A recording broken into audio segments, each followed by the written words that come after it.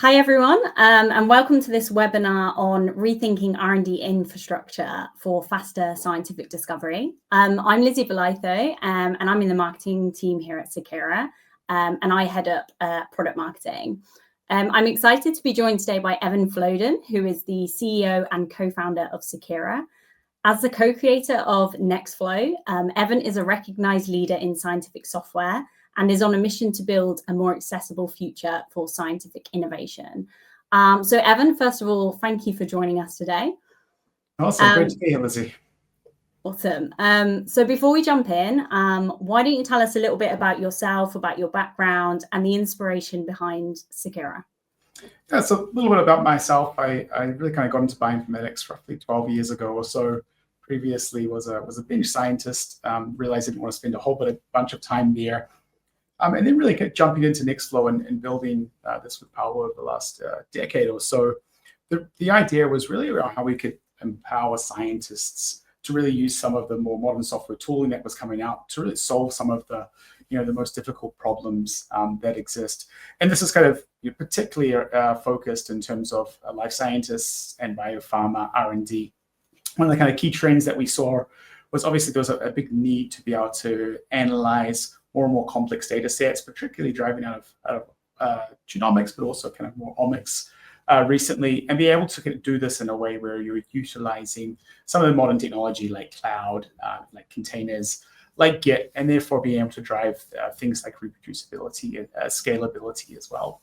So really, since then, Seqera was founded approximately 7 years ago or so, really to build on that mission and to really roll that out to as many scientists as possible in all sorts of organizations that exist. And really with Seqera, we're building this platform which links in, has this flexibility to existing tools, and really able to support larger organizations as they scale out their own science. Awesome. Thank you so much for that overview. Now, obviously, this webinar is around, what R&D infrastructure looks like today and where we want to move towards in order to, handle the demands of modern science. So before we dive into the specifics, it's worth asking the question, what is the state of R&D in 2025? So today, sequencing and imaging technologies, they're faster, cheaper, and more accessible than ever before. But it's no longer the data generation that's the problem, but the analysis at scale. So from your perspective, what do you think are some of the biggest challenges, pharma and biotech companies face in 2025? We talk to customers and folks out there practicing in the industry. Really, the biggest thing that comes up time and time again is this fragmentation of the data and also of the data stack. So the tooling that's really around a lot of the data management, and then the ability then to take that data and be able to kind of transform it in ways that are needed. This comes about from sort of multiple angles. As mentioned before, on the kind of tooling aspect of it and sort of where the data sits, the accessibility into that data as well, but also just this ability to track all the way through from biological experiments where things are recorded in things like a LIMS system or a ELN, all the way through to what happens to those samples from a computational perspective. So what tools have processed them, which pipelines, etc. And then providing that visibility. And really, if you can find all of that information in a single place, or you're able to at least extract it and work on it, and then any of the data that you've generated there, you're able to kind of pull insights from and do like downstream analysis from there, you can unlock a whole lot of insights from that. So big challenges there sort of around the data stack and kind of providing accessibilities there. We know there's huge amounts of data in public resources. There's a huge amounts of data inside of biopharma organizations, but really being able to bring it together and making it usable and accessible, sort of big challenge that we see there. Other one we see there is just really kind of around the bottlenecks which exist towards compute. And this has been more evident recently with the sort of accessibility of GPUs for running some of these accelerated workloads or some of the model workloads. But there's also this challenge around being able to scale up analyses as you want to pull in more data. So the time required for that, the cost associated with that is some of the challenges we see as well. The ability to make sure you're kind of provisioning the correct amount of resources, as you're pulling that in. And then there's that aspect of either vendor or sort of framework or technology lock-in, where you're building particular analysis or particular compute infrastructure, and then you end up getting kind of walls, building in a walled garden. So the kind of lack of open APIs there, the lack of integrations into tools that exist means really scaling up those kind of tools and analysis, particularly as it relates to compute, is challenging. And then finally, the kind of idea where we see is this: a lot of legacy systems have this element of siloedness to them, but also how that fits in with kind of modern security posture, which is required. So how can we provide that accessibility, provide that sort of flexibility, but at the same time are able to fit within some of the constraints that exist as it relates to security issues, IP protection, sometimes regulation as it relates to some of kind of the more patient data, etc. And you don't really want to be able to sort of lock down so much that you end up in a situation where scientists kind of don't have the freedom to act and really to be able to be creative with their own computational work or kind of more general scientific work. So those kind of three things, really we see a lot of challenges that exist today. But ultimately, these challenges are things that can be overcome. There is tools out there, there's things that organizations can act on, and there's great examples out there as well of folks who have done this well. Thanks for sharing those insights. So it's obviously clear that these challenges are having a real impact on businesses. You know, high stakes decisions are taking longer, you're missing opportunities, and obviously you're ultimately wasting resources as well. So thank you for highlighting, you know, the real impact that this is having. So with that in mind, what I want to talk about next is, well, what does come next? What do you think leaders in pharma and biotech should be doing differently in order to tackle some of these challenges you mentioned?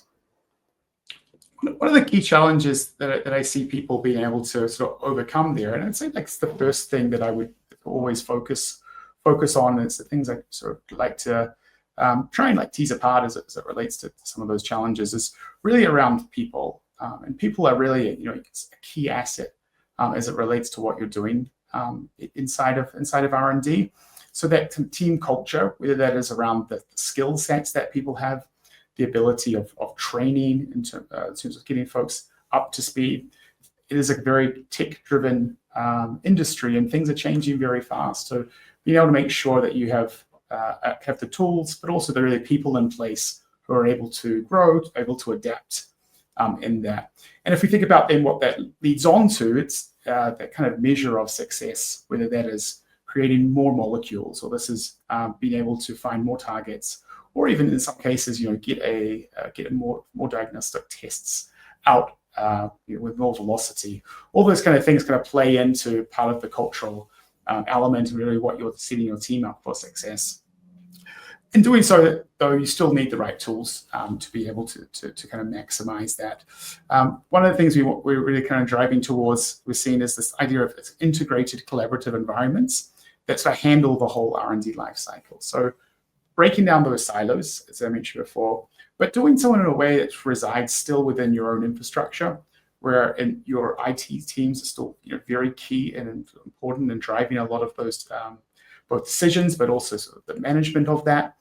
Whether this is with your running pipelines, performing downstream analysis, reviewing results, having that visibility over all of those resources and all of those analyses which get done becomes a really kind of key piece. Keep stakeholders involved, and just removes a lot of the friction, which can sometimes build up, and a lot of time wasted as it relates to a lot of the sharing there.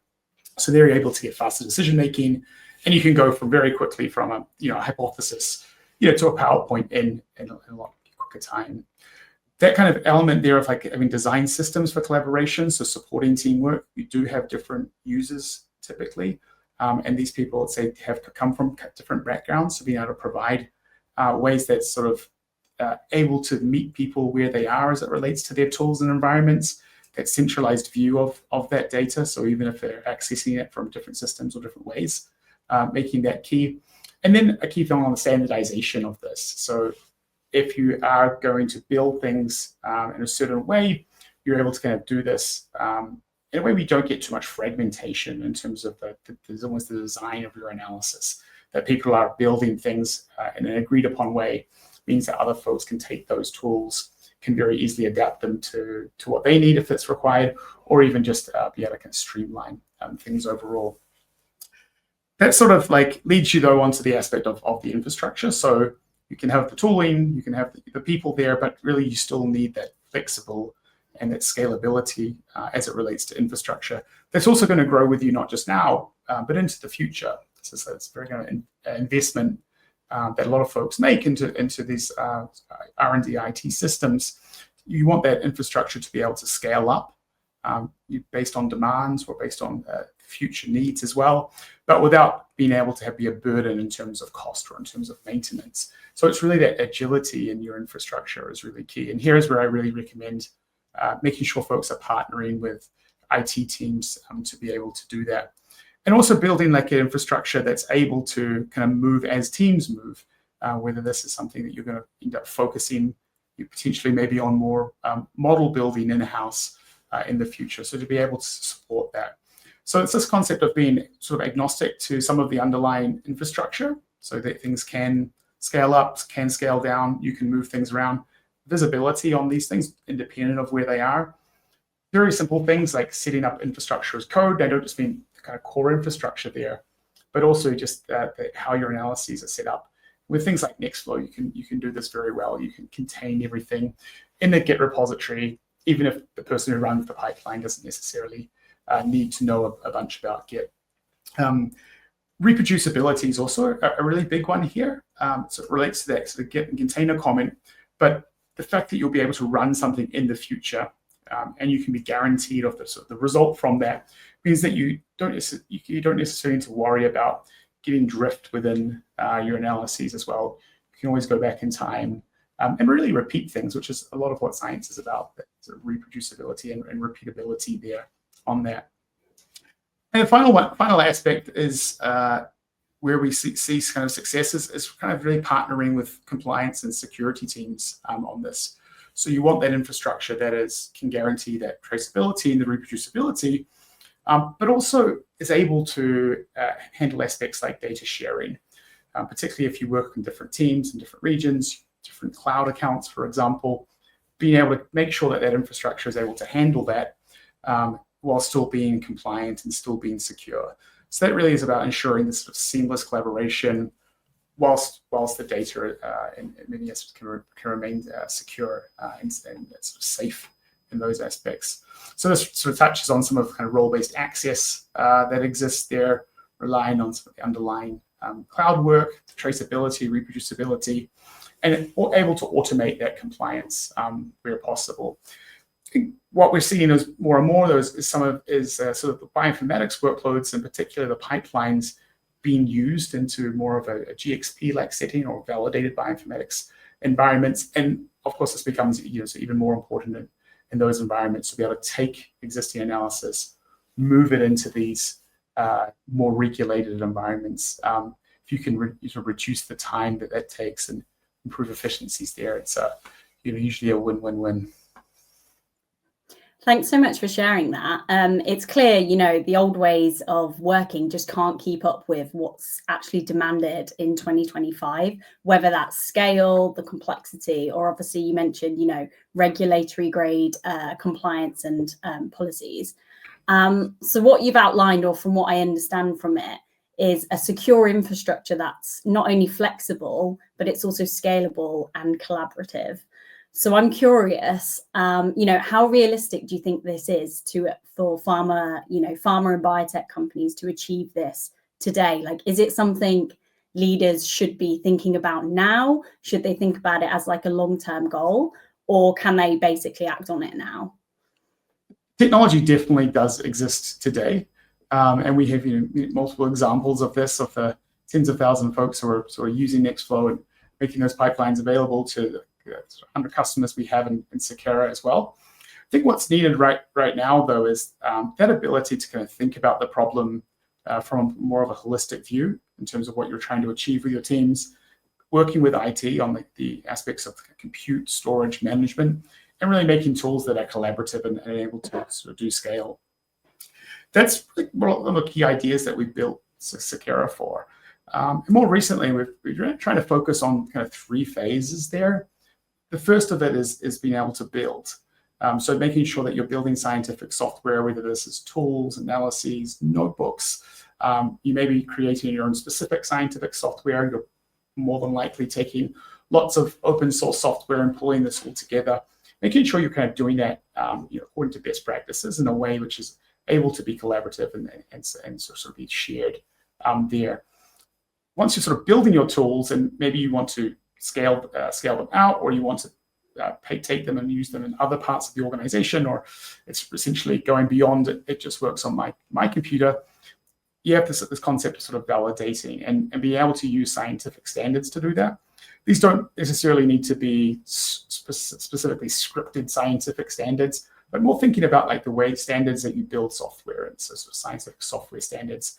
NF is a great example of this. We've often seen situations where there is bioinformatics teams who are sort of working in conjunction with tens of other scientists, and they may see in many places that they've just ended up with 15 versions of a single cell analysis pipeline. And for them, this creates a big challenge in how can they manage all of those different pipelines that are built with different software according to different standards. If you can bring everyone together and kind of work on that singular approach and sort of agreed upon, then you can move a lot faster to do that. And then finally, on the moving faster bit, being able to scale. So scaling both your analyses up in terms of raw compute and data. That's sort of obvious as you wish to kind of feed more analysis and more different data into your science, but also in terms of organization. So whether this is people and teams making pipelines or making analyses usable by broader sets of folks, kind of sort of scaling the organization that way. And then being able to make sure you kind of do this in an efficient way, as say meeting people where they are, understanding sort of the requirements that they have. For many, it may just be simply pasting a FASTA file to get a protein structure. For others, it might be running a relatively large complex analysis with 50 different parameters, and they want all the kind of options and sort of scalability there. So being able to understand those requirements there, it's something that's available today, and it's becoming more and more sort of the way to sort of do things in 2025. Awesome. And can you tell me a bit more about what are some of the key advantages or benefits that R&D leaders get from Seqera? Like, what are they able to achieve in their businesses and their organizations? Yeah, well, right now everyone's really thinking a lot about the efficiencies there. So this is in terms of and time, but obviously in terms of like resources as well. So this is a cost that goes into these analyses. So gaining visibility is the first thing that we like to recommend there. So understanding what your compute usage is, what the costs are, being able to have a real-time sort of, tagging of those things, or generating reports and dashboards, really to minimize waste and maximize value. If you know what's going on, then you can really start to make decisions and act on that. Also, the ability then to empower teams to collaborate securely, so they can share particular analyses, share data, and sort of work independently there without requiring a lot of back and forth as it relates to either access of data or access of results and particular analyses. Adapting to changing priorities. We all know in biopharma that projects can shift very quickly, and priorities can change very quickly as those projects evolve. So being able to do that while still having a sort of framework of how you think about your R&D IT is a big one there. Obviously, you want to be protecting your data, connecting them to enterprise grade security and compliance. This makes everything else a whole bunch easier. We also believe that the most successful teams are integrating with existing infrastructure that they have.